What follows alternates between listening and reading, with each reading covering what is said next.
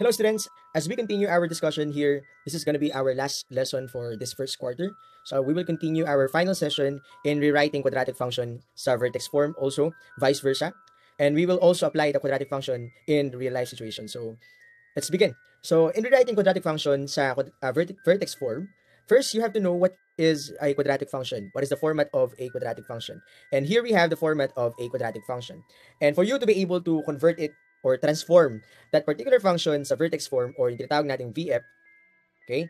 So this is gonna be the format of that particular matter. So from this particular form, magiging ganito na siya. Okay? So allow me to read this one. We have A times X minus H quantity squared plus K. So yung H dito, yung K, yun yung mga yun yung vertex natin. Meron ditong formula for us to find out what is K and what is H. So allow me to present the formula. For you to be able to find the H, kailangan mong gamitin itong, of course, kailangan mo munang alamin ano ba ang A, what is B and C. Identify the A, B, and C. This was our first lesson, right? And after that, in identifying the A, B, and C, you will just plug in the A and B here in this particular formula for you to find the H that is equal to negative B over 2A. Okay? Also, if you want to find the K, ang requirement, kailangan alam mo yung C, alam mo yung B, and A. So, C minus B squared over 4A. So, yan yung kailangan mo matandaan para makumpleto mo yung vertex form natin. Sa H and K lang, kailangan natin malaman. Okay? So, without further ado, allow me to apply this particular concepts in a particular given. So, we have here f of x equals x squared plus 6x plus 8. And we are tasked to determine the following. So, first, alam natin na ang graph natin is opens upward because yung a natin is positive, okay? Or greater than 0, okay? So, let us identify first the a, b, and c for us to find out what is the vertex form. So, the a would be like this. So, a is 1, b is 6 or positive 6, and c would be positive 8. So, these are the a, b, and c. That is the first step. Ang next step mo, gayahin mo na yung format ng vertex form. We all know that the format of vertex form is looks like this. Okay? So, sulat natin, we have f of x equals a times x minus h quantity squared plus k. So, let us find out ano ang h natin and ano yung k natin. So, dito ko muna ilalagay yung aking scratch. So, we are tasked to find the h. Okay? So, h is negative b over, what's the formula for h? That is over 2a. Okay, so alam natin yung b natin, that is 6. So we have negative 6 here. 2 times a, which is 1. Bakit naging negative 6? Dahil yung b natin sa taas, numerator is negative. Okay, so negative 6 divided by 2 times 1, which is 2. And then we have negative 3. 6 divided by 2 is 3. And that should be negative 3. So now we found the h. Ang susunod na gagawin mo is we need to find the k. The k would be c minus, again, let's review, b squared over 4a. Okay, this is gonna be the k formula. Allow me to make this things dash. And also, alam na natin yung c. The c would be 8 minus yung b natin, we have 6. 6 squared over 4 times 1, which is the a. Okay, as we continue, we have 8 minus 6 squared, that is 36 over 4, because 4 times 1 is 4. Okay, again, taas natin ulit. Also, if we manage to simplify these things, we have 8 minus 36 divided by 4, and that will give us a 9, okay? So, 8 minus 9, that is going to be negative 1, okay? This is our k, okay? So, we completed our h and k. So, our h here is negative 3, and our k would be negative 1, okay? So, kumpletuhin natin tong vertex form natin. We all know that a is 1 times x, we just copy the x, and this h, okay, minus h, yung h na nakuha natin is negative 3. So, allow me to write negative 3 here. Quantity squared plus the k would be negative 1. Okay, then we are tasked to simplify this particular equation. So, we have also, kahit kung naisulit yung 1, no, we can write it as parenthesis na lang because 1 times anything would be the anything itself. So, we have x, kinopya ko yung x dito, minus, negative times negative, that is going to be positive. And that should be a 3, positive 3. Quantity squared. Positive times negative, that is negative 1. Okay, finally, we have this particular format. This is going to be our vertex form.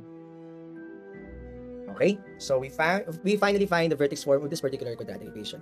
Okay, also, when you find the vertex, naibigay na kanina yung vertex, which is kanina nakuha natin is itong mga to. So we have h is negative 3, k is negative 1. Okay? The axis of symmetry, we all know that the axis of symmetry is the h itself.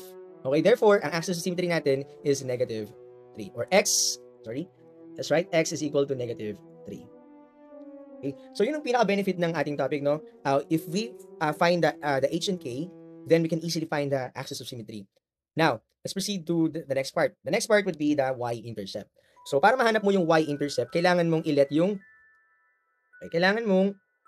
yung 0, yung x. Okay, yung x as 0. So, kapag ang input natin is 0, what will happen to our equation would be, so I'll just put here the parentheses. Lahat ng x na nalagyan natin ng parentheses. Okay, lagyan natin ng 6 times parentheses plus 8. So, I just copy this particular function. Okay? At lahat ng x ginawa ko munang parentheses. Dahil, ipa-plug in na natin si 0 dito, what will happen here is, I will write 0 inside the parentheses. Then we simplify. 0 squared, that is 0. 6 times 0, that is 0 then. Plus 8 will be remain. Okay? Basically, we just cancel this out. No? Ang matitira na lang dyan is positive 8. So, if our x is 0, then our y would, or f of x would be 8. Okay? So, that is the y-intercept. Or, pwede mo isulat yan as y-intercept is equal to 8. Okay? Next is, for us to find the x-intercept, kailangan mong balikan yung factoring. Okay? Pwede kang gumamit ng anong method na alam mo, pwedeng quadratic formula, pwedeng factoring. Okay? So, apply natin dito yung factor natin yung mismong function natin na x squared plus 6x plus 8. Okay? So, ngayon, na-factor na natin, we all know that the factor of this particular term, or particular 3 terms, is, of course, the factor of x squared, that is x times x. Hanap kayo ng dalawang number na kapag pinag-multiply ay 8, pag pinag-add ay 6. So, here we suggest 4 and 2. Positive 4 and positive 2. Let us find out. Hindi natin kung tama. 4 times 2, that is positive 8. 4 plus 2, that is 6 or positive 6. Then, we finally find the 2. X-intercept, x plus 4 equals 0. The other hand, we have x plus 2 equals 0. Then, move this one to the right side of our equation. X is equal to negative 4. The sign will change. Move this one to the right side again. X would be negative 2. There you go. So, nahanap mo na ang x-intercept and y-intercept. Ano ba itong y-intercept and x-intercept na to? Mamaya, kapag ginraph mo yan, matatamaan, yung mga points na to ay matatamaan dun sa parabolic graph natin. Okay? So, pero, hanapin muna natin, kompletuhin muna natin lahat-lahat, no? So, when we say domain, we all know na kapag ginraph natin itong mga particular quadratic function na to, palagi siyang element ng real numbers. Or, in words, pwede mo siyang isulat as all real numbers. That is our domain. Okay? So, our minimum and or maximum, titingnan mo mabuti yung mismong graph, ay mismong equation natin. Titingnan mo na lang dito yung ating k. Okay? So, here, ang ating k is negative 1. Therefore, our answer here, okay, punta muna ako dun sa part na to. Dahil positive pala ang ating a, so dahil positive ang ating a, or greater than 0 ang ating a, that is opens upward. Ganito yung magiging tsura ng graph niyan. Okay? Opens upward yan. So therefore, we are dealing with the minimum value. So the minimum would be the k. Ano yung k mo? That is negative 1. So the minimum would be negative 1. Babalikan mo lang yung h and k kanina natin. So ito yung h and k. Okay, so finally the range, yung range pala, no? The range would be, of course, mag-start tayo dun sa negative 1 yung k natin. Okay? Yung y natin is greater than or equal to negative 1. That is our range. Because lahat ng mas malaki sa negative 1, ito kasing negative 1, or the minimum, okay, ay lahat magiging, magiging 0 hanggang positive side. Okay, so therefore, the range would be y is greater than or equal to negative 1. May observation din tayo dyan na kapag ang graph ay pa-happy, ang y natin palaging greater than or positive lang din yung magiging result. Kapag ang y natin ay, ang graph natin is frown, ibig sabihin ang a natin is less than, yung graph natin, yung magiging range natin is less than. Parang magiging negative yung magiging dating. Okay? So that is those are the things that we need to consider if we are going to complete the particular graph. Okay? So balikan natin yung mga nakuha natin. Vertex form. Ito yung vertex form natin kanina. We have here, allow me to copy this particular things. Okay? I-paste ko lang dito sa ating final answer. Wait lang.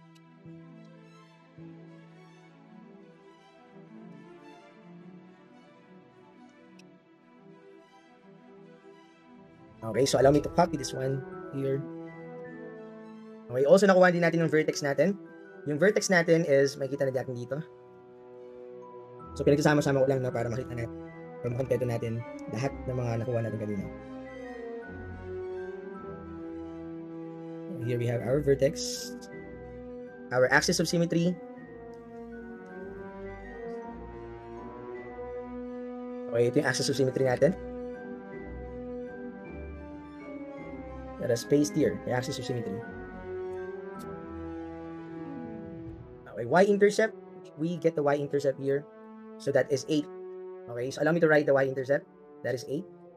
X-intercept, what are the x-intercept natin? Negative 4 and negative 2. So we have the elements of negative 4 and negative 2. Okay, domain. Domain is all real numbers. Range, y is greater than or equal to negative 1. Okay, minimum natin kasi a natin is positive or a natin is greater than 0, that is negative 1. So, there you go. Okay, so let's find out if all the things here that we already define or we already find out is will help us to graph this particular function. F of x equals x squared plus 6x plus 8. Okay, so first we have the vertex. So yung vertex natin is negative 3. Okay, negative 3. Allow me to 1, 2, 3 to the left and negative 1. This is the negative 1. So basically parang dito lang siya makikita. So this is the point where the vertex point is being located. Okay, the axis of symmetry is the negative 3. So allow me to write an imaginary line here ng axis of symmetry. Ito yung negative 3 natin, right? Ito yung parang salamin natin. Okay, next is y-intercept natin is positive 8. Okay, when we have a y here, allow me to add here 1, 2, 3, 4, extend pa natin 5, 6, 7, 8. Nandito yon, gagawin natin red. Okay, nandito yung ating y-intercept na 8. So, ibig sabihin, mamaya nandiyan yung matatamaan ng graph yan. X-intercept is negative 4. Ito yung negative 4. And negative 2. This one is negative 2. Okay. Range natin, negative 1 pataas. So, ibig sabihin, ang negative 1 din yung pinaka-minimum natin. So, when we graph this particular function, so extend lang natin yan. Okay, so this is the graph looks like. Okay, so ito na yung magiging graph natin with these particular informations that we have here, we gather here. Okay, so nakuha natin na, of course, all real numbers ng domain, kasi extended yung graph na yan, negative x to positive x. Range natin, nag-start sa negative 1, pataas, you can check it by horizontal line test, and minimum would be negative 1. Ito na yung pinakamababa niya, ang babang point niya.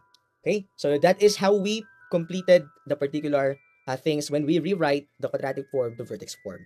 Ang pinakamahalaga lang dito, based sa observation natin, is the h and k. Bakit sa h and k, doon makikita ang vertex point. Okay? Ang vertex points, dito mo rin mahanap yung minimum value niya. Okay? Or maximum value. Also, makikita mo rin dyan yung axis of symmetry. Also, ma-identify mo na rin kung ano yung magiging range mo. Kasi alam mo na yung pinaka-minimum or maximum value. Okay? H and k is very important sa mga susunod pa nating discussion. So now, let's move on to the application of quadratic function. So in this part, I will show you two problems involving Stickman. Okay? So the problem number 1 is Mr. Stickman wants to fence his rectangular garden next to a lake. Okay? So yun yung gusto ni Mr. Stickman. Gusto daw niya magkaroon ng rectangular garden. I mean, meron na siyang rectangular garden, but ang gusto niya gawin is lagyan niya ng fence, okay? Yung rectangular garden. Pero yung rectangular garden niya ay malapit doon sa side lang ng lake. Okay, doon sa lugar niya. Pero ang sabi dito ni Mr. Stickman, the side along the lake doesn't need to be fenced because yun nga yun eh, di ba? Katabi na siya ng ilog. So hindi pwedeng lagyan ng fence yun. And ang sabi dito, he has 80 meters of fencing material. So that should be the perimeter because the fence, di ba? Yung pinaka-fence is all about the perimeter lang. Okay? So there's a question here. The first question is, what will be the representation for the area of a garden if you have this particular given? Okay? When you draw that particular part, we can see na ito yung si Mr. Stickman. Okay? And ito yung sinasabi niya na meron siyang material na fence. This is the fence, the brown one, and this is his rectangular garden. Okay? And the lake is in this part. Hindi daw pwedeng lagyan ng fence itong particular part nito kasi alongside ng lake yan. Okay? So ang goal is to find the area. Okay? Area of representation. No? Representation for the area ng isang garden. So representation lang po, no? Formula lang ang hahanapin natin. But first, let us observe muna. Ano yung mangyayari kapag meron tayong ganito. First is, establish na natin yung fact na ang magiging x natin dito is the particular width and the y would be the length. Okay, so allow me to write here, and our observation and our suggestion would be, we have to observe na we will let x to be the width. Allow me to write here. Also, let y to be the length. At may given dyan na a perimeter is 80 meters.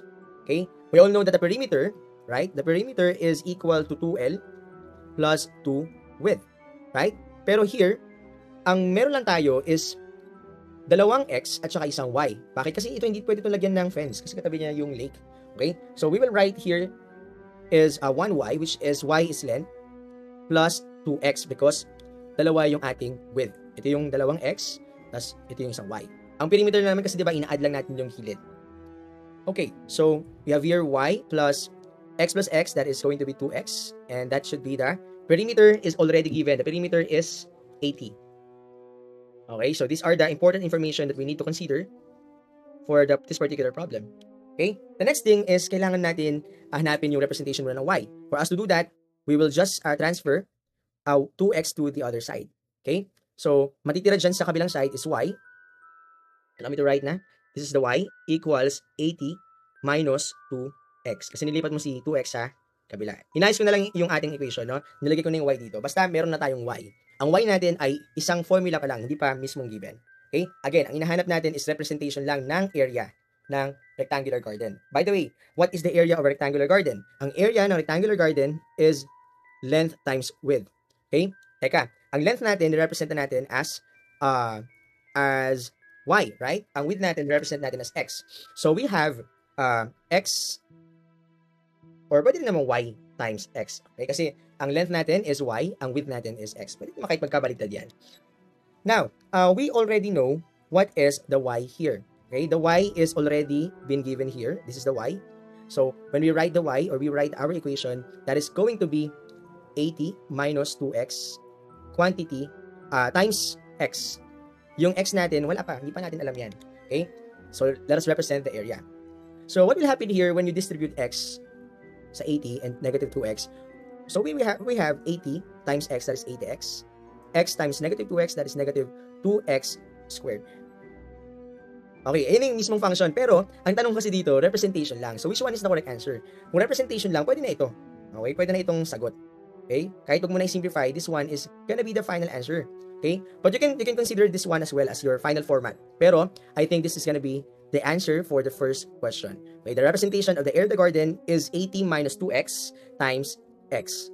Okay? So, that is the first question. For the second question is, what is the largest area of the lot? So, ito na, gagamitin mo na yung information na nakuha mo dito. Okay? So, ngayon, yung information na nakuha natin dito, we all know that the area is 80 times 80 minus 2x times x. Ganyan yung kanina, di ba? At nung distribute natin yung x sa loob, we have 80x minus 2x squared. Okay? So now we have this particular equation. Right? So pwede rin natin ayusin na as ano yan? As negative 2x squared plus 80x. Okay? So, ang kailangan na natin mahanap dito is, first, we have to apply the h, or the h and k formula. So, first is to find the x. Di ba alam natin ang x based on sa information that is equal to h, right? So ang goal natin is mahanap natin yung x dito. Okay, applying the h and k formula here, we all know na ang h natin, ang formula is negative b over 2 times a. Okay, and that is equal to, we all know that the b here, okay, identify natin si a. Ang a natin is negative 2, ang b natin is positive 80. Okay, ang b natin, that should be positive 80 or negative 80 na dahil may negative dito na symbol or na sign, over 2 times negative 2, negative 2. Simplifying this one, negative 80, 2 times negative 2 will give us negative 4. And when you divide this one, negative 80 divided by negative 4, that will give us positive 20. Okay? Therefore, meron na tayong h, or tinatawag na x din. Okay? So, dahil ang x natin is 20, okay, dahil ang x natin is 20, we all know, and we may be able to substitute it, okay, dun sa original equation natin. So, we want to find the y. Okay, we want to find the y. So, how to find the y? Alam natin na ang y kanina is meron tayong representation ng y. Ito yun, no? Okay? So, our representation of y would be y is equal to 80 minus Okay, minus 2x. Minus 2x. Okay, para mahanap mo yung y ngayon, i-apply mo na ngayon nakuha mong x. Ang nakuha mong x is 20. So, we have 80 minus 2 times 20. Okay, 2 times 20. So, 80 minus 2 times 20, that is going to be 40. 80 minus 40, that will leave us 40. Okay, the y would be 40. Okay, so ngayon, ito na yung magiging final answer natin because our goal here is to find the largest area. By the way, bakit ko pala ginamit yung h and k? Di ba you notice dun sa graph ng pinakaunang problem natin, the largest point ng isang parabola is a vertex point, right? Kaya ginamit ko yung vertex point dito na h and k dahil naghahanap tayo ng the largest area of a given lot. Kaya nung ginamit ko yung h and k formula, nakuha ko yung 20, nakuha ko rin naman yung y by substituting the x dun sa ating y kanina na nakuha. So which is ito, 80 minus 2x. So the final goal is to find the area. Ito yung area na sinasabi. Okay? So for us to do that, allow me to remove this particular drawing. Ito ko nilalagay yung pinaka-final area natin. Okay? So the area, ito yung pinaka-final area natin. Area is equal to length times width, right? Or kanina gumamit tayo ng representation na x and y. Okay? So ang x natin is width, y natin is length. So, ang x natin is 20. Nakuha natin yung 20 dito. By substituting, nakuha din naman natin yung y, which is 40. Okay? So, when you multiply 20 times 40, multiplying them together will give us 800 square meters. So, meters square. Okay? And this is gonna be the final answer. So, the largest area of a given lot is 800 square meters. Okay, so Sir Ice, pwede rin pala gamitin yung h and k kapag area ang pinag-usapan, kapag rectangular garden. Yes, because h and k deals about the highest point and the lowest point of a given thing. Okay? And we are talking about the largest area. So, I use h to find the x. Okay? So, finally, our final answer would be 800 square meters. Okay, so, problem number 2. In problem number 2, another problem of Mr. Stickman is, ang ginawa niya dito, binato niya yung bola. Okay? Vertically upward at initial speed of 96 feet per second. So there is a given thing here. Okay, if the distance from the ground, or what we should say t seconds, so ginamit natin variable dito is t to represent time, after being thrown is given by the equation. So we want to neglect the air resistance because it will affect the ball, di ba? Yung hangin nakaka-apekto naman sa ball. So by definition, we will neglect. So iwasan natin yung air resistance matter. So this is the equation na na-create. So y equals negative 16t squared plus 96t. So as you notice, ang a natin is less than 0, so negative. So makikita mo dyan sa graph dito ay opens downward siya. Right? So ngayon, ang gagawin natin, we are tasked to find the maximum height of the ball will reach, and what time does it attain its maximum height? So you notice the maximum word. When we are dealing about the maximum of the minimum of a given something, we are tasked to find the h and k. Okay? So you have to remember that. So this is the representation of the Mr. Stickman. Ito yung first problem na ibinigay ko sa inyo dun sa first session natin, no? Ngayon, let's find out the maximum height the ball will reach. Okay? So ang gagawin natin dito, apply muna natin si h and k. So we have the h. The formula for the h is negative b over 2a. Actually, kapag ka time ang pinag-uusapan pala natin, no? Sorry. Emphasize ko lang to. Kapag ka height ang pinag-uusapan natin, gusto kong malaman niyo na we are dealing about the k. Okay? Kapag time, we are dealing about h. Okay? So, kung gagawa tayo ng graph dito, for example, ito yung graph ni Stickman. We all know that yung taas, that is the height. Okay? The y would be the taas, and the h would be the, of course, yung time. Okay? So, papalitan ko ngayon yung x ng time. Okay? Yung y would be the height. Okay? Now, so ang gagawin natin is to find out ano ba itong point na to. Kasi ito yung sinasabi na maximum height. So, ito yung hahanapin natin. That point is the h and k. H is the given time. Okay? H is the given time. Kung saan napunta itong, kung anong time, anong second napunta yung ball dito sa pinakataas, that is going to be the h. And the k, okay, this is the k, ito yung height ng magiging ball. Okay? So, ngayon, unahin muna natin siguro yung time because we are looking about the h. Okay? So, negative h here is, the formula would be negative b over 2a. Okay? So, by the way, this is the function. A is negative 16, b is 96, and C, dahil walang C, that is 0. So negative B is 96. We have minus 96 here, or negative 96, over 2 times A, that is negative 16. Ano pa rin yung ginagawa natin? Hinahanap lang natin yung K. Okay, we have negative 96, and over, multiply natin si 2 times negative 16, we have negative 32. Ngayon, yung negative 96, when you divide it to 32, or negative 32, the result would be positive 3. Okay? So, ang H natin is equal to positive 3. Again, yung time, no? Yung time na na-reach ng ball na to, yung pinakatuktok, yung pinakataas, that is our H, which is number 3.